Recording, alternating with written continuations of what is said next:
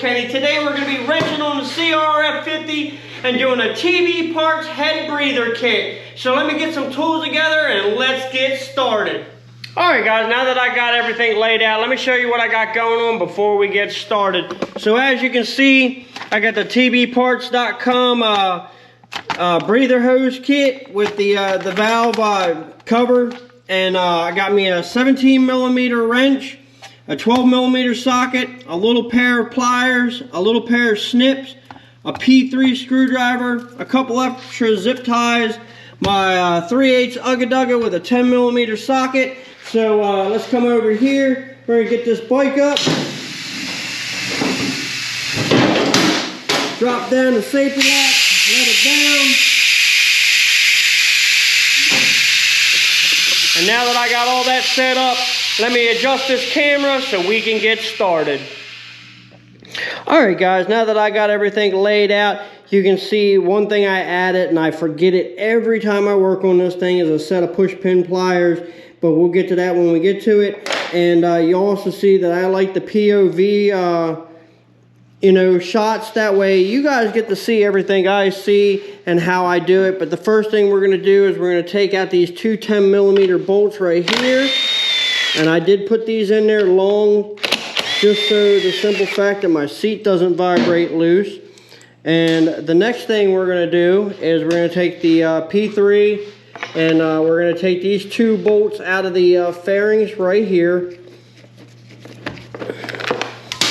And I just dropped it, but we're gonna come around. I'm gonna try and get the other side too. Let me pick it up while I'm at it. But definitely liking the POV shots. You guys get to see everything I see and exactly how I'm doing it. Nothing's in my way. It's not far away, and you guys can see everything. I'm gonna lay those two down. I'm gonna grab these here push pin pliers, and right here is where those two are. Is right behind this fairing right here. That's one, and they just pop right out. Nothing special about that. Come around this side, and same thing. Try and get that up in there so you guys can see. And as you can see, just the push pins right there. We're gonna come over here. We're gonna lay them down with the rest of our bolts.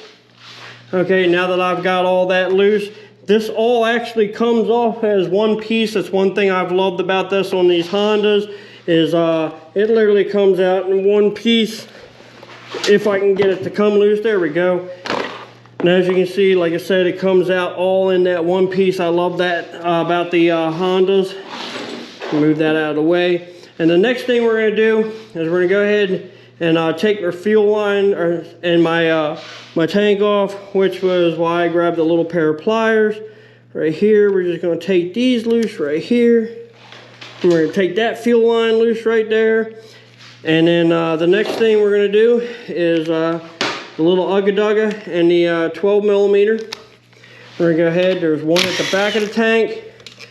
Remember where that one goes because it's different than the front one. We're going to take the one on the front loose. We're going to set that in our pile right there. Next thing we're going to do is we're going to take our tank off, and we're going to set that off to the side too. So as you can see, I got bare frame here. And as you can see, I kind of got a cluster going on here where I vented the crankcase. I put a fuel cap vent on there just to stop debris and water and stuff like that from going back down into my crankcase and stuff like that. And I really don't ride this off-road. It's either on a track or on the road. It's one of the two. So what we're going to do is here's your breather kit. We're going to come over here, and I'm just going to grab a pair of scissors real quick so we can get this open. So next thing's next. We're going to cut that open and take out all the contents. And what they do give you in here is two more those, your breather hose itself, your valve cover right there, and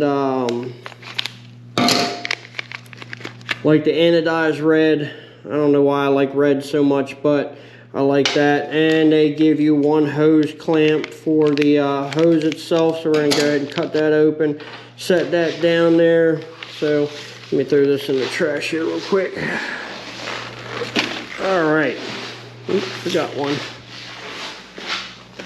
So the next thing we're going to do is we're going to take our 17 millimeter and just knock that valve cover loose. I don't recommend throwing them away or anything like that. You definitely want to keep that. I'm going to end up putting it in my spare parts box. But as you can see, you got your top, your intake valve right there. You can see I got that little bit of slack. So my valves have been adjusted good. I've always taken care of the valves and stuff like that in that. So the purpose of this whole thing is to relieve some of the head pressure, mainly with the race heads. Excuse me. Sorry. This has the stock head with a high lift cam in it. And I do plan on switching over to a high compression piston and a the race head. Sorry, I'm choking. But I do plan on switching over to that. When I built this motor, I did go with the tbparts 88 motor kit and the heavy duty clutch kit. But let's go on to back to this. But this kit is to relieve the pressure and some of the cooling for the head. I had this on my 70 kit. I felt like it kept the heat down and stuff like that. So we're going to go ahead and take this, and it just screws right back into place of where the old valve cover was. And if I can get it to screw down. There it goes. Not exactly what size that was. I think it should be a 17 millimeter too. It is. Try to do it gently so you don't mar up your anodizing. But as you can see, like, just as careful. Last thing anybody wants to see is some nice pretty anodizing all marred up and stuff like that. So I'm just trying to take my time with it, make sure, and it just bolts down just like that. And I've got it all nice and tight. Makes the bike look pretty. Has some function. As you can see, I got that down tight. Alright, so the next thing we're going to do is we're going to go ahead and take our hose, and we're going to feed it on the other side. I'm going to have to go around the other side here in a second, but also another thing, we're going to go ahead and take our hose clamp and set on there. And we're going to feed this on there till it's nice and flush with the top of the thing. And I am going to need an 8 millimeter or so, or a Phillips screwdriver, but we're going to go ahead and use an 8 millimeter. So right there, you got the 8 millimeter. And, oops, sorry, my mistake. It's a 7 millimeter. But, go ahead and tighten that up.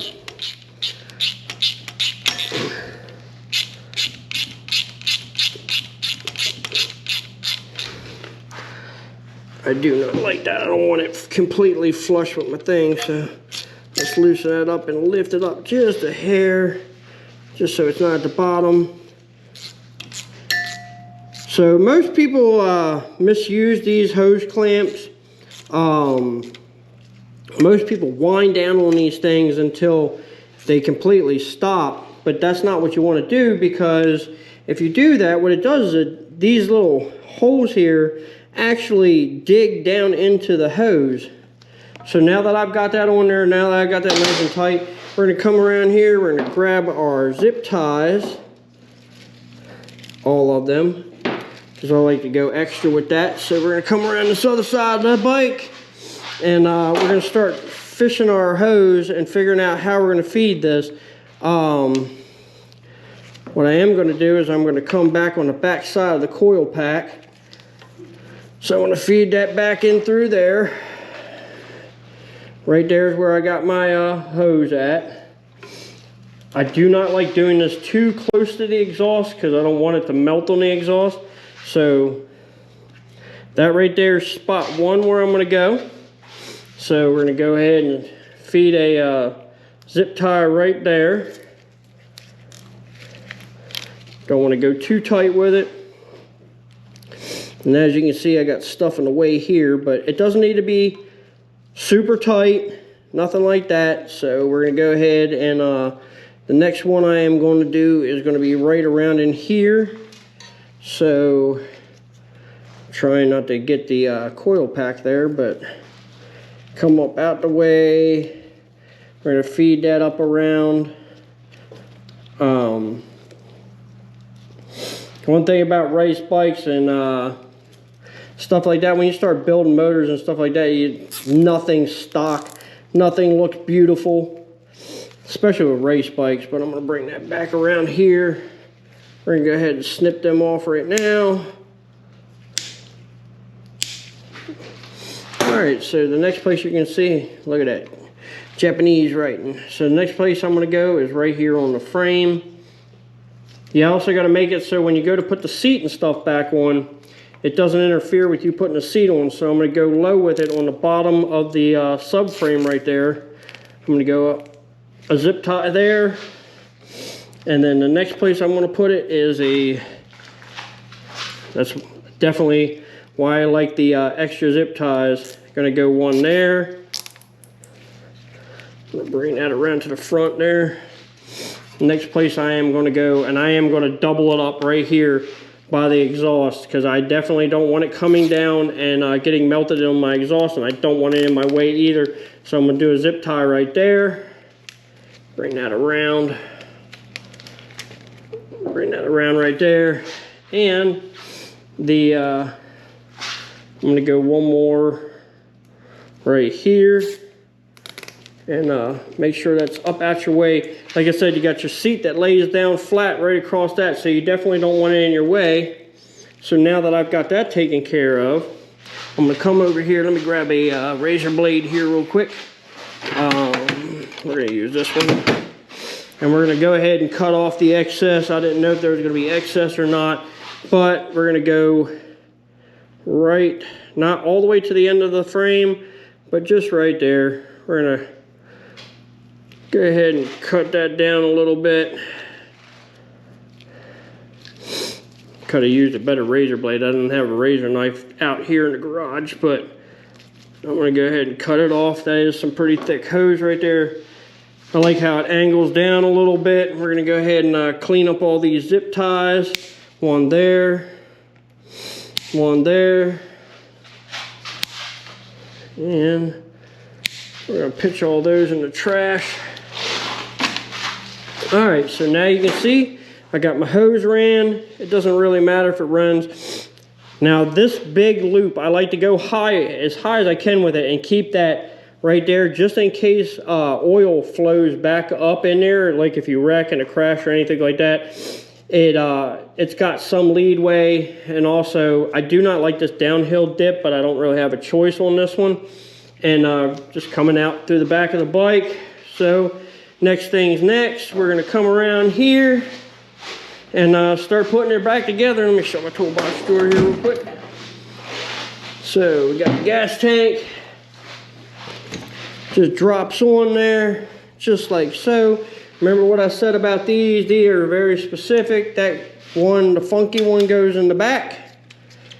And the other one goes in the front. Just like so. And we're going to go ahead and tap them down. As you can hear, I don't hammer on nothing. And a lot of people that get power tools, man, they hammer at home, and it doesn't need to go that way. So the next thing is next, we're going to go ahead and put our fuel line back on. I'm going to take my pair of pliers here, smush my hose clamp. There you go.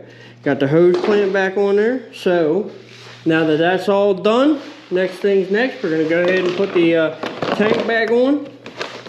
And this is the important part, because you want to make sure that everything is nice and flush. I need to pull that back. What am I hooked on? There we go. So, what am I hooked on? Okay, there we go. So, Now that I got that all in there, and I got the seat, there's two hooks in there. And as you can see, this piece right here goes in front of the frame. Lock that down. I'm gonna go ahead and switch out my socket and put those two 10mm back in there. Don't need to hammer them.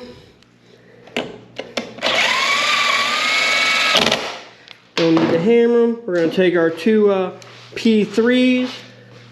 We're gonna go ahead and put them back in there. Make sure that that tab right there goes on top of the tank, not below it. And also, you're gonna make sure that the collar of these, see the little collar right there, doesn't smash your fairings. You want to make sure that's 100% in your hole and lined up. Just snug. We're gonna come around this other side here, and we're just gonna make sure that it's up on top. Usually it'll line up perfect when it's nice and up on top. Put that collar in the actual hole in the fairings. All right. So.